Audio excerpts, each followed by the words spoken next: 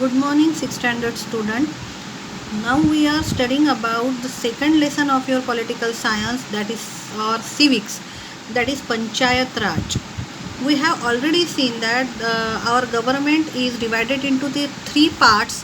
That is, our government's power is divided into three parts, that is central government, state government and root government. And the root government is called as Panchayat Raj.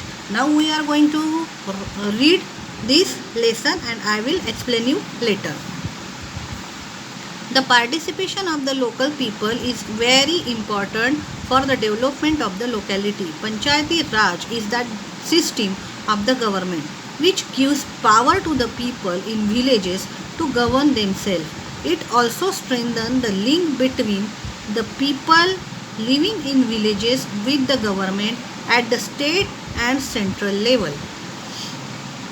जैसा कि हम जानते हैं कि हमारी जो government है उसका जो पावर है वो डिवाइड किया गया है. हमारे यहाँ पर डेमोक्रेसी सिस्टम है टू गवर्न द कंट्री.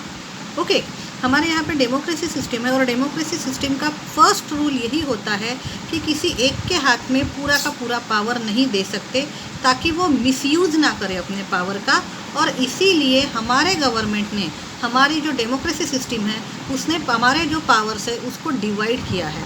हमारी जो गवर्नमेंट है वो 3 स्टेजेस पर काम करती है. एक है central government, that is Delhi, जो सभी देश के लिए वर्कआउट करती है. दूसरा है स्टेट लेवल, स्टेट गवर्नमेंट, जो सिर्फ उसी स्टेट के लिए काम करती है जहाँ की वो सरकार है. Okay, for example Maharashtra state. और तीसरा है पंचायत राज, ये विलेजेस में होता है. इसके तहत हमारे कॉन्स्टिट्यूशन ने विलेजर्स को कुछ पावर्स दे रखे हैं कि वो अपनी समस्याएं खुद डिस्कस करें और खुद उसका निराकरण करें, मतलब उसको सुलझाएं. ओके, ये जो पंचायती राज है ये हमारा रूट लेवल है. डेमोक्रेसी हमेशा ये चाहती है कि जो कॉमन पीपल है उसका पार्टिसिपेशन गवर्नमेंट में ज़्यादा से ज़्यादा हो, क्योंकि कॉमन पीपल ही उस एरिया के बारे में, प्रॉब्लम के बारे में जानता है जहाँ पे वो रह रहा है. ठीक है, इसीलिए पंचायती राज को तैयार किया गया है. ये बहुत पुरानी हमारी यहाँ की एक संस्था है. पहले के ज़माने में जहाँ पर विलेजेस होते हैं वहाँ पे एक पंचायत बैठती थी, सरपंच रहते थे. ठीक है, फिर 5 जो पंच रहते थे, उसी को हमने आगे बढ़ाया है और अच्छे तरीके से बढ़ाया है. तो इसी को हम पंचायत राज बोलेंगे. इसमें विलेजर्स के हाथों में पावर दिया जाता है कि वो अपनी समस्या का निराकरण करें. और पंचायती राज स्टेट लेवल और सेंट्रल लेवल से जुड़ा होता है. Local self government, basic facilities like water supply, electricity, road, hospitals etc. are the need of a people living in urban as well as in rural areas. It is the responsibility of the government to manage and control these facilities. We already know that government works at 3 levels, that is central, state and local. The people of village, town and city elect their own representative to govern their community. This is called local self government. हमारी जो basic ज़रूरतें हैं, हमारी जो needs है, for example water चाहिए, electricity चाहिए, roads चाहिए, हॉस्पिटल्स चाहिए, स्कूल्स चाहिए, चाहे वो गांव हो या चाहे वो शहर हो, ये सभी चीज़ें हमको चाहिए होती है. ये हमारी बेसिक नीड है. और गवर्नमेंट की ये रिस्पॉन्सिबिलिटी है, गवर्नमेंट की ये जिम्मेदारी है कि वो हमको ये सभी चीज़ें दे, हमको इतनी सारी फैसिलिटीज़ वो दे. ठीक है, हमको पता है कि हमारी गवर्नमेंट 3 स्टेजेस पे काम करती है, that is central, state and local. ठीक है, हम क्या करते हैं, विलेजेस से, टाउन से, सिटीज़ से हमारे रिप्रेजेंटेटिव चुन के देते हैं. ठीक है, और इसी को कहते हैं local self government. In our country the local self government for the rural area is called panchayat and the local self government body for the urban area is called municipality. अब हमारे यहाँ पे जो लोकल सेल्फ गवर्नमेंट है, मतलब area, हम अपने area के जो कैंडिडेट्स चुन के देते, रिप्रेजेंटेटिव देते चुन के, उसी को हम बोलते हैं लोकल सेल्फ गवर्नमेंट. तो अगर ये लोकल सेल्फ गवर्नमेंट शहर में है तो उसको बोलेंगे म्यूनिसिपैलिटी. फॉर एग्जांपल हम बोलते हैं नागपुर म्यूनिसिपैलिटी. तो नागपुर म्यूनिसिपैलिटी में जितने भी चुने हुए मेंबर्स हमने भेजे हैं वो हमारे लिए वहाँ पर काम करते हैं। हमको water supply, electricity, road, hospital, schools इनकी जानकारी देते हैं, ये तैयार करके देते हैं, शहर का सैनिटाइजेशन करते हैं। ये सभी चीज़ें लोकल म्यूनिसिपैलिटी करती है। उसी तरह से अगर गांव में ये लोकल सेल्फ गवर्नमेंट है तो उसको पंचायत बुलाते हैं। गांव के लोकल सेल्फ गवर्नमेंट को पंचायत बुलाएंगे और शहर की जो लोकल सेल्फ गवर्नमेंट है उसको म्यूनिसिपैलिटी बुलाएंगे। Some of the advantages of local self-government are, since the representatives are from the local people, they are in the best position to understand the problems of their area. Local self-government reduce the work of the central and state governments and take care of the civic amenities at the ground level. The local people act more responsible during emergencies as the experience of dealing with various problem makes them self-reliant. अब ये हमको local self government की ज़रूरत क्या है? Local self government होने के कुछ एडवांटेजेस है, कुछ फ़ायदे हैं। सबसे पहला फ़ायदा ये है कि जिस एरिया में हम रहते हैं उस एरिया को हम सबसे ज़्यादा जानते हैं, अंडरस्टैंड कर पाते हैं, वहाँ के प्रॉब्लम्स अंडरस्टैंड करते हैं, उस प्रॉब्लम का सॉल्यूशन क्या होगा वो भी हम समझते हैं। तो हम जो रिप्रेजेंटेटिव चुन के देते हैं वो हमारे एरिया के होते हैं। तो उस एरिया में रहने वाला इंसान अगर हम रिप्रेजेंटेटिव बना के चुन के दे तो उस इंसान को पता होता है कि एरिया में प्रॉब्लम क्या है और प्रॉब्लम का सॉल्यूशन क्या है, तो वो अच्छा काम करेगा। Local self government reduce the work of central and state government. अब ये जो सेंट्रल गवर्नमेंट और स्टेट गवर्नमेंट है इन दोनों को बहुत काम होता है। सेंट्रल गवर्नमेंट पूरा देश चलाती है, देश के लिए कायदे कानून बनाती है, लॉज बनाती है, बाकी देश की सुरक्षा का उनका हिसाब रहता है, देश की अर्थव्यवस्था उनको संभालनी होती है। और दूसरी बात है स्टेट गवर्नमेंट। स्टेट गवर्नमेंट को राज्य संभालना होता है। तो ऐसे में लोकल गवर्नमेंट सेल्फ गवर्नमेंट बहुत ज़रूरी है, क्योंकि वो अपने शहर का जो विकास होता है वो खुद से ही करती है। और ऑफ कोर्स वो स्टेट गवर्नमेंट से और सेंट्रल गवर्नमेंट से चेन वाइज जुड़ी होती है, तो वो भी प्रॉब्लम नहीं। तो इससे क्या होता है कि सेंट्रल गवर्नमेंट और स्टेट गवर्नमेंट का जो थोड़ा सा भार है वो हल्का हो जाता है। लोकल सेल्फ गवर्नमेंट की वजह से लोकल पीपल गवर्नमेंट से जुड़ते हैं और जुड़ने के बाद वो अपनी रिस्पॉन्सिबिलिटी जानते हैं। जैसे आजकल कोविड-19 का जो प्रकोप चल रहा है उसमें नागपुर नंबर 1 पे कब आ गया पता ही नहीं चला हमको, लेकिन फिर भी हमारा जो म्यूनिसिपैलिटी है, हमारी जो नागपुर म्यूनिसिपैलिटी है, उसको वो अपना काम कर रही है, वो अपना सभी लोगों को संभाल रही है, लोगों को बता रही है कि आप घर में रहो, कचरा संकलन कर रही है, सैनिटाइजेशन कर रही है।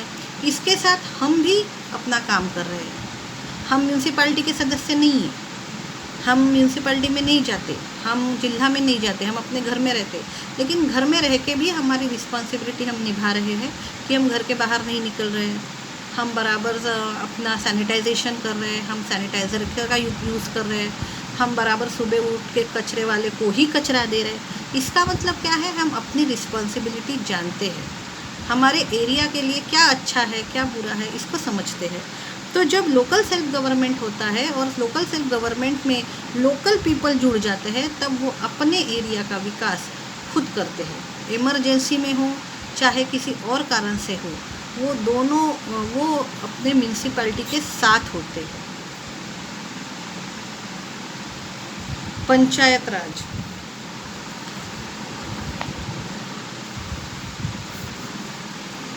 Since ancient times, villagers in India have managed their affairs through the governing body called Panchayat.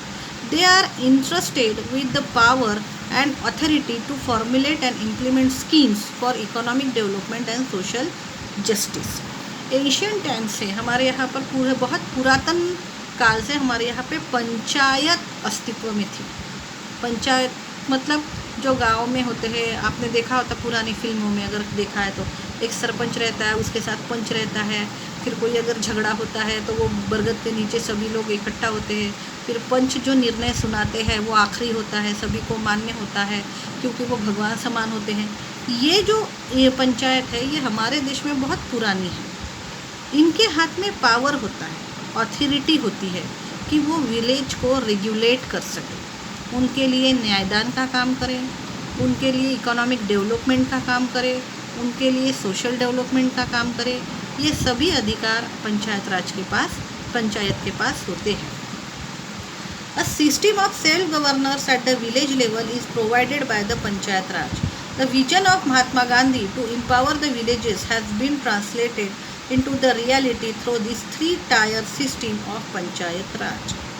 अब ये पंचायत राज सेल्फ गवर्नमेंट है विलेज लेवल पर, और ये जो सपना है मतलब विलेजेस के लोग होते हैं वो अपना विलेज खुद चलाए, खुद वहाँ पे अच्छी विकास करे, खुद उसके प्रॉब्लम सॉल्व करे। ये जो सपना था ये गांधी जी ने देखा था। क्यों? क्योंकि उनको पता था कि विलेज हमारा रूट है। अगर हम विलेज को सक्षम बनाएंगे, अगर हम विलेज को पावरफुल बनाएंगे तो ऑफ कोर्स शहर पावरफुल होगा, और अगर शहर पावरफुल होगा तो स्टेट पावरफुल होगा और देश पावरफुल होगा। इसीलिए गांधी जी का कहना था कि विलेजेस को पावरफुल बनाना है, एम्पावरमेंट विलेजेस का करना है। टेक्नोलॉजी से बोलो, सेल्फ गवर्नर्स से बोलो, उनका एम्पावरमेंट करने के लिए फिर हमने 3 टायर सिस्टम ऑफ पंचायत राज इसका चुनाव किया। अब ये तो हमने देख लिया कि हमारी जो गवर्नमेंट है वो 3 इसमें डिवाइड है, एक सेंट्रल, एक स्टेट और एक पंचायत, ठीक है, दैट इज़ रूट लेवल। लेकिन ये जो रूट लेवल है पंचायत राज, ये अपने आप में 3 टायर सिस्टम है, मतलब इसमें भी 3 पार्ट है। At the grass root level और the village level we have gram sabha, gram panchayat and न्याय पंचायत। अब जो ग्रास रूट है मतलब एकदम विलेज लेवल पर, एक विलेज एक पंचायत, ऐसा जो प्रॉब्लम ये होता है, एक गांव की एक पंचायत, उसमें हमको ग्राम सभा देखने को मिलती है, ग्राम पंचायत देखने को मिलती है, न्याय पंचायत देखने को मिलती है। अब यहाँ पे कन्फ्यूजन होने की आपकी बहुत ज़्यादा पॉसिबिलिटीज़ है कि ऊपर तो बोला है 3 टायर सिस्टम, फिर इसमें बोला है फिर से 3, ओके, और 2 पॉइंट नीचे दिए हुए हैं। तो हम समझेंगे कि ये 3 टायर सिस्टम 1, 2 और 3 है। और इस 1 में मतलब जो विलेज लेवल है, रूट लेवल एकदम नीचे का पार्ट विलेज, वहाँ पे आपको ये ग्राम सभा, ग्राम पंचायत और न्याय पंचायत मिलेगी। मतलब कैसे? अगर सरपंच है और सरपंच के साथ 5 लोग और हैं जिसको हम पंचायत बोलेंगे, तो वो पंचायत क्या करेगी? ग्राम सभा मीन्स क्या होता है? सभी लोगों को इकट्ठा करना, गांव के सभी लोग उसमें आएंगे। ग्राम पंचायत मतलब क्या? कि ग्राम के बारे में, गांव के बारे में अगर कोई निर्णय लेना है, कोई पॉलिटिकल निर्णय है, कोई इकोनॉमिकल निर्णय है, तो वो ग्राम पंचायत हुई। उसमें सिर्फ पंच होंगे, आम लोग नहीं होंगे। ग्राम सभा में पंच प्लस आम लोग होंगे। और न्याय पंचायत मतलब किसी का न्याय करना है, उस वक्त सिर्फ जो पंचायत का निर्णय है वो माना जाएगा। इसमें मेंबर्स एक ही होते हैं लेकिन नाम इसके अलग अलग है, क्योंकि ग्राम सभा मतलब कॉमन मीटिंग, ग्राम पंचायत मतलब इकोनॉमिकल और जो पॉलिटिकल इश्यूज़ है उसके बारे में चर्चा, और न्याय पंचायत मतलब न्यायदान का काम करना। सेकेंड लेवल है above the village level is the block level. At this level there is a panchayat samiti और ब्लॉक समिति। नेक्स्ट लेवल पर आती है पंचायत समिति और ब्लॉक समिति। 2-3 विलेज मिलके एक पंचायत, ठीक है, या 2-3 विलेज मिलके 2-3 विलेज की जो पंचायत है उसका अपर लेवल मतलब पंचायत समिति। फॉर एग्जाम्पल हमारे स्कूल में क्लासेस है, तो 6 स्टैंडर्ड का क्लास जो है वो हो गया विलेज, ओके, ये हो गया रूट। उसके बाद 6 स्टैंडर्ड के 2 सेक्शन, ये हो गया सेकंड लेवल पंचायत समिति, okay. At the top is the जिला परिषद, और 6 + 7 इनको मिलके जो एक बनेगी समिति उसको बोलेंगे हम जिला परिषद, ठीक है। मतलब क्या हुआ? 6 माने एक गांव, एक गांव मतलब एक पंचायत, ठीक है। फिर 6+6 के ऑप्शंस, मतलब section A and section B.